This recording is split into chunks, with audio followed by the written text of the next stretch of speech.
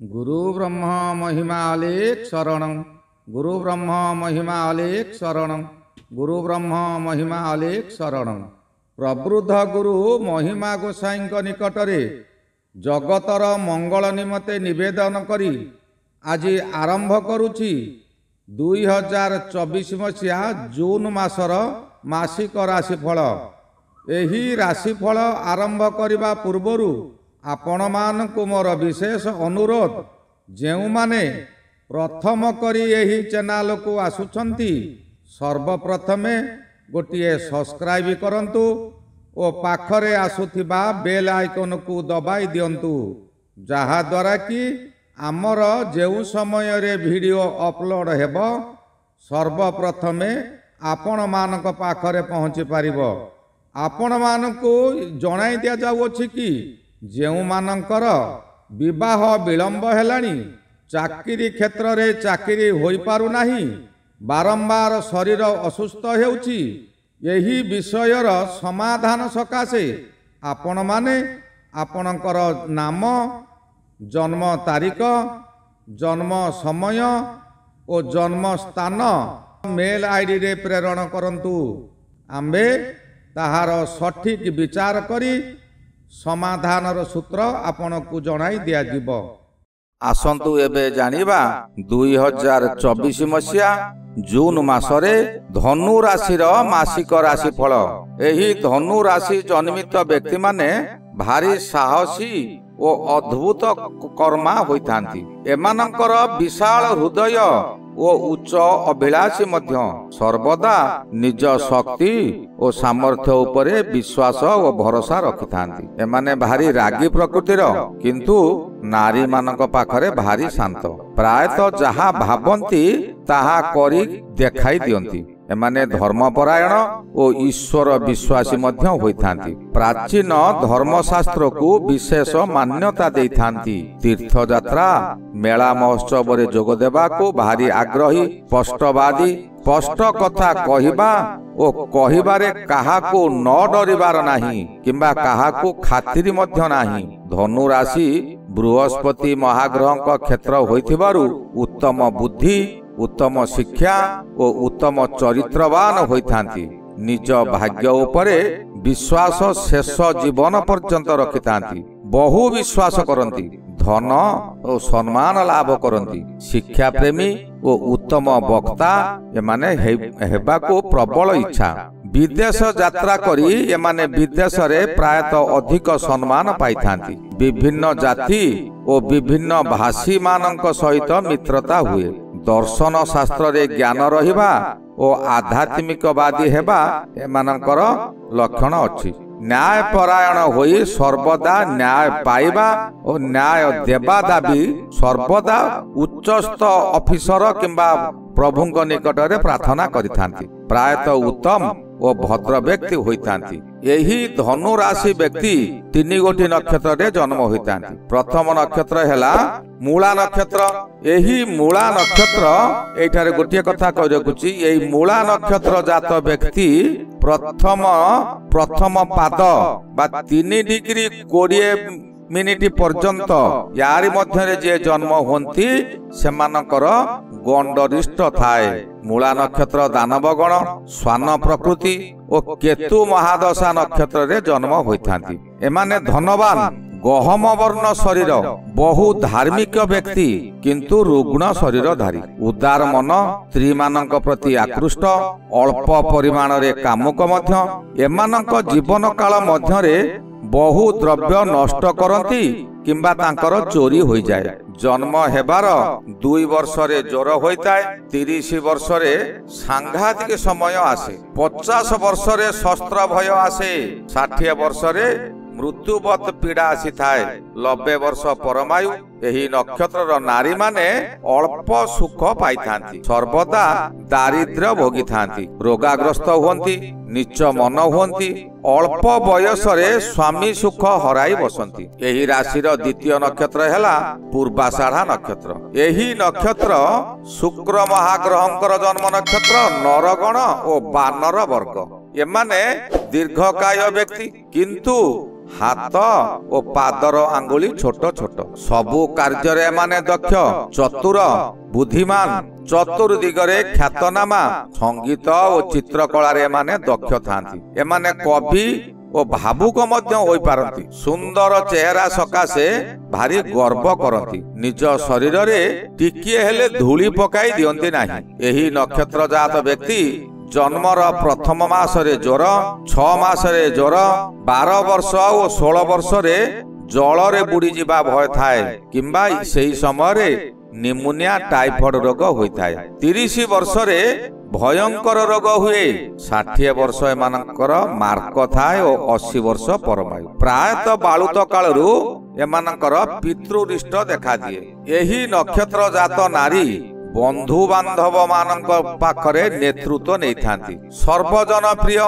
ଏମାନଙ୍କର ଆଖି ଦୁଇଟି ବିଶାଳ ଓ ସେଇ ବଡ଼ ବଡ଼ ଆଖି ସାହାଯ୍ୟରେ ଶତ୍ରୁକୁ ମଧ୍ୟ ବଶୀଭୂତ କରି ନିଜ କାର୍ଯ୍ୟ ହାସଲ କରିପାରନ୍ତି। ତୃତୀୟ ନକ୍ଷତ୍ର ହେଲା ଉତ୍ତରାଷାଢ଼ା ନକ୍ଷତ୍ର। ରବି ମହାଦଶାରେ ଜନ୍ମ।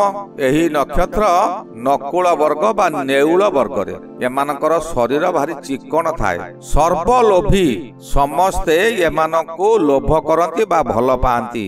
ପ୍ରାୟତଃ ଏହି ବ୍ୟକ୍ତିମାନେ ଏକୁଟିଆ ରହିବାକୁ ଅଧିକ ପସନ୍ଦ କରନ୍ତି। ନିଜ ଘର, ନିଜ ପୋଷାକ ସର୍ବଦା ପରିଷ୍କାର ରଖିଥାନ୍ତି। ଏମାନଙ୍କର ମୁଖମଣ୍ଡଳ ସାଧାରଣତଃ ଟିକିଏ ଲମ୍ବା ଥାଏ, ନାକଟି ବଡ଼ ଥାଏ।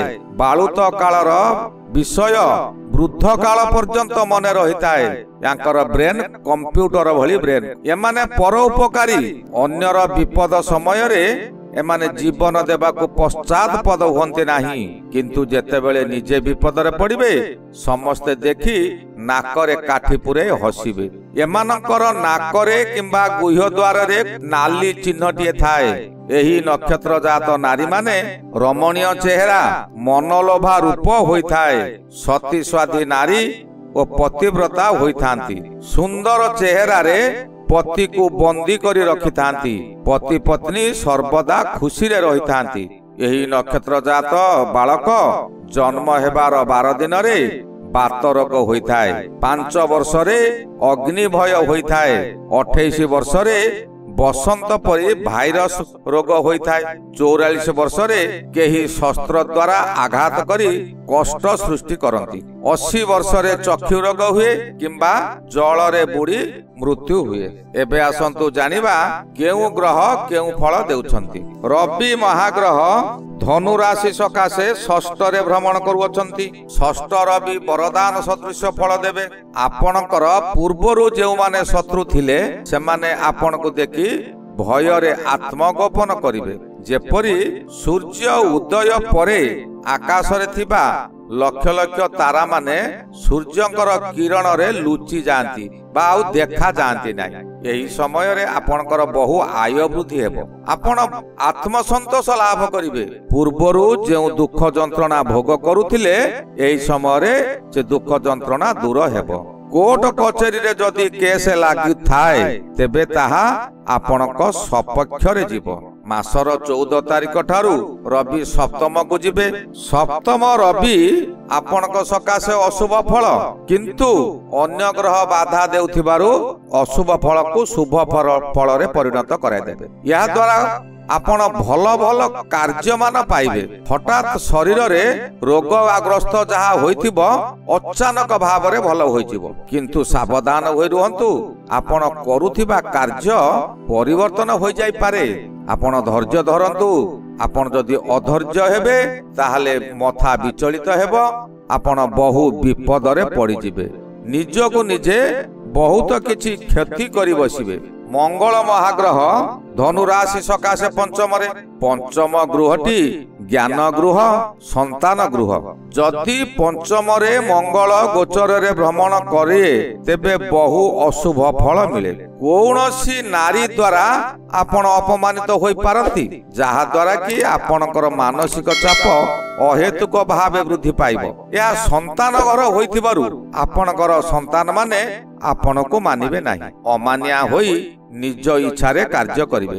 ଆପଣ ନିଶ୍ଚୟ ତାଗିଦ କରିବେ, କିନ୍ତୁ ସେହି ତାଗିଦରେ ପିଲା ଓ ବନ୍ଧୁ ମାନଙ୍କୁ ସେ ତାଗିଦ ଖରାପ ଲାଗିବ। ସେମାନେ ଶତ୍ରୁ ପାଲଟି ଯିବେ। ଆପଣ ଦୁଃଖରେ ଭାଙ୍ଗି ପଡ଼ିବେ। ହତାଶ ମଧ୍ୟରେ ଆପଣ ସମୟ ଅତିବାହିତ କରିବେ।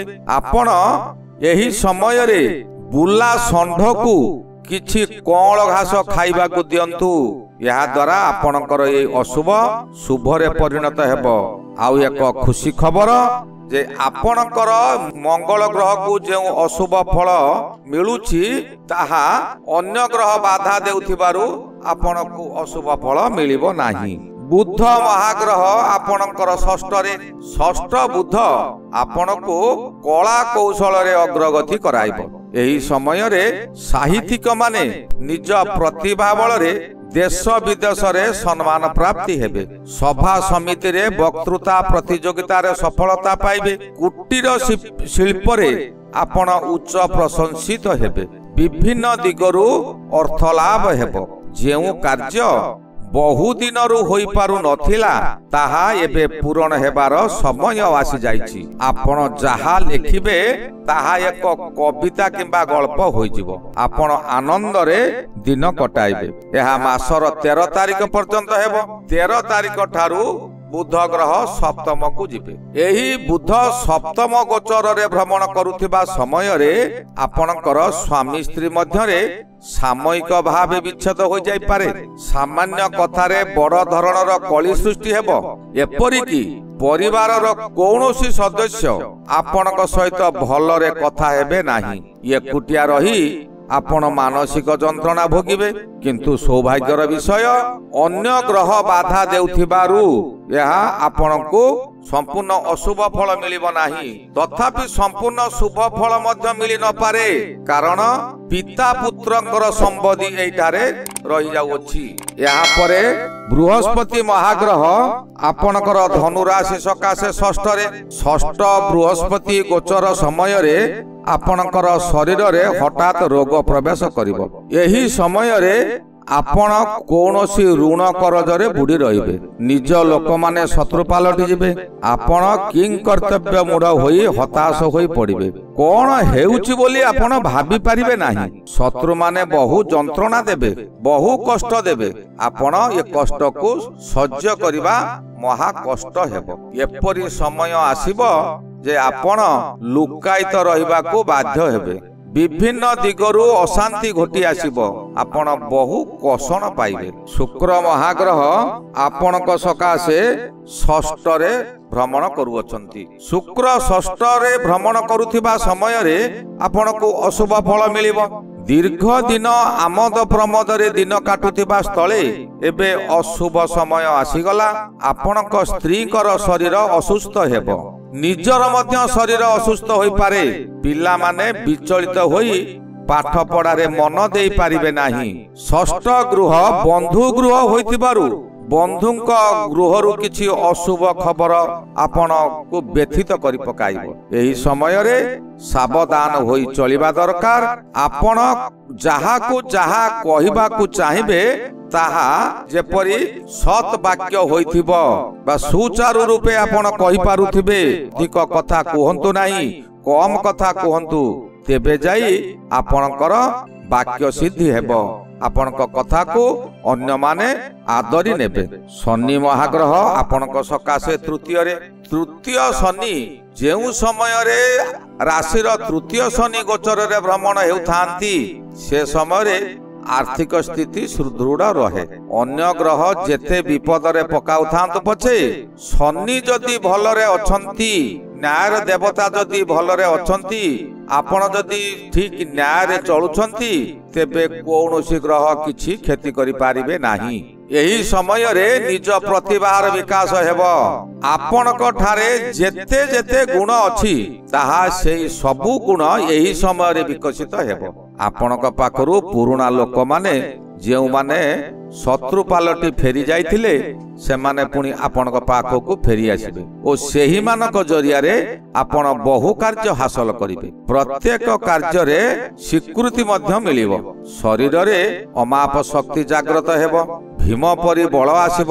ଯେଉଁ କାର୍ଯ୍ୟ କରିବାକୁ ଚାହିଁବେ ତହିଁରେ ବାଧା ଦେବାକୁ କେହି ସାହସ କରିପାରିବେ ନାହିଁ। ଆପଣଙ୍କର ଜିତାପଟ ନିଶ୍ଚୟ ହେବ। ବହୁ ଧନ ଆୟ କରି ଗଚ୍ଛିତ କରି ରଖିବେ। ଏହି ସମୟରେ ସ୍ତ୍ରୀ ଲାଭ, ପୁତ୍ର ଲାଭ ଯୋଗ ପରି ଅନେକ ଯୋଗ ରହିଛି। କିନ୍ତୁ ଏହି ସମୟରେ କାହାରି ଅନିଷ୍ଟ ଚିନ୍ତା କରିବ ନାହିଁ। ଯାହାର ଯେଉଁ ପ୍ରକାର ଅନିଷ୍ଟ ଚିନ୍ତା କରିବ ସେହି ପ୍ରକାର ଅନିଷ୍ଟ ଆପଣଙ୍କର ହେବ, ଏହା କେବେ ଅନ୍ୟଥା ହେବ ନାହିଁ। ରାହୁ ମହାଗ୍ରହ ଆପଣଙ୍କର ରାଶି ସକାଶେ ଚତୁର୍ଥରେ ଭ୍ରମଣ କରୁଛନ୍ତି। ଚତୁର୍ଥରେ ରାହୁ ଭ୍ରମଣ କରୁଥିବା ସମୟରେ ହଠାତ୍ ଆପଣଙ୍କର ସ୍ୱାସ୍ଥ୍ୟ ଖରାପ ହୋଇଯିବ, ସମସ୍ତ ଦିଗରୁ ସୁଖ ନଷ୍ଟ କରିଦେବ। ପରିବାର ମଧ୍ୟରେ ମାତୃସ୍ଥାନୀୟ ମାନେ ଆପଣଙ୍କୁ ପ୍ରତ୍ୟେକ କାର୍ଯ୍ୟରେ ବାଧା ଦେବେ। ଆପଣ ଏହି ସମୟରେ ବହୁ ସ୍ଥାନ ବୁଲାବୁଲି କରିବେ, ବହୁ ଅର୍ଥ ବ୍ୟୟ କରିବେ, ନୟାନ୍ତ ହୋଇଯିବେ, ତଥାପି ଆପଣଙ୍କର ଭଲ ସମୟ ଆସିବ ନାହିଁ। ଏତିକିଟା ଯେ ଆପଣ କାହାରିକୁ ଦୋଷ ବି ଦେଇପାରିବେ ନାହିଁ। ଚତୁର୍ଥ ଗୃହ ସୁଖ ଗୃହ, ଏଣୁ ସୁଖରେ ପ୍ରବଳ ବାଧା ଆସିବ। ଏହି ଗୃହ ବାହନ ଗୃହ, ଏଣୁ ଯାନବାହନ ପ୍ରତି ସତର୍କ ରୁହନ୍ତୁ। ଏହି ସମୟରେ ଯାନବାହନ ଖର୍ଦି କରନ୍ତୁ ନାହିଁ। ଏହି ସମୟରେ ଆପଣ ନୂତନ ଗୃହ ଆରମ୍ଭ କରନ୍ତୁ ନାହିଁ। ଏହା କଲେ ଭବିଷ୍ୟତରେ ଆପଣ ବିପଦରେ ପଡ଼ିବେ। ଏହି ଚତୁର୍ଥ ରାହୁ ସମୟରେ ଆପଣଙ୍କର କେତୁ ଦଶମରେ ଭ୍ରମଣ କରୁଥିବେ। ଦଶମ କେତୁ ଆପଣଙ୍କୁ ବହୁ ଆଶା ଦେଖାଇ ବୁଲାଇ ବୁଲାଇ ହତାଶ କରାଇଦେବ। ନଦୀରେ ଭାସି ଯାଉଥିବା ଲୋକ ଯେପରି ଖଣ୍ଡେ କୁଟା ପାଇଲେ ତାକୁ ଜାବୁଡ଼ି ଧରି ପକାଏ, ସେହିପରି ଆପଣଙ୍କୁ ଯିଏ ଯାହା କହିବ ଆପଣ ଆଶା ରଖି ତାଙ୍କ କଥାରେ ପରିଚାଳିତ ହୋଇ ନିରାଶ ହୋଇଯିବେ। ପୂର୍ବରୁ କରୁଥିବା କର୍ମ ନିଜ ହାତରୁ ଚାଲି ଯାଇପାରେ। ଆପଣଙ୍କର ଶରୀର ମାନ୍ଦା ରହିବ। ଧୀରେ ଧୀରେ ଆପଣ ଦୁର୍ବଳ ହୋଇ ପଡ଼ିବେ। ବହୁ ଶତ୍ରୁ ଆପଣଙ୍କୁ ପରିହାସ କରିବେ। ଏହି ଗଲା 2024 ମସିହା ଜୁନ ମାସରେ ଧନୁ ରାଶିର ମାସିକ ରାଶି ଫଳ। ଏହାର ପରବର୍ତ୍ତୀ ରାଶି ମକର ରାଶି ବିଷୟରେ ଆଲୋଚନା କରିବା। ଶ୍ରୀ ଗୁରୁ ମହିମା ଅଲେଖ ଶରଣ। ଶ୍ରୀ ଗୁରୁ ମହିମା ଅଲେଖ ଶରଣ।